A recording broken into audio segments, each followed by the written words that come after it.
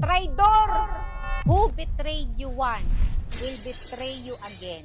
Natamaan ka, no?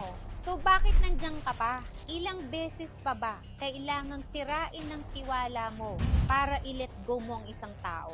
Kapag tinotolerate mo kasi, mas malaki ang chance na ulitin pa nila yan. Tandaan mo, patterns don't lie. Hindi mo kasalanan. Pero huwag kang tatanga-tanga. Kapag niloko ka, hindi mo na kailangan bigyan pa ng second chance or third chance. Cut off na kaagad. Hindi ibig sabihin nun na bitter ka o galit ka na habang buhay. Pero kailangan mo itong gawin para sa sarili mo. Kaya bakit ka pa magpapauto sa traidor? Choose yourself. Choose your peace of mind.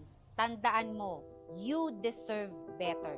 Sa buhay natin, napakadali lang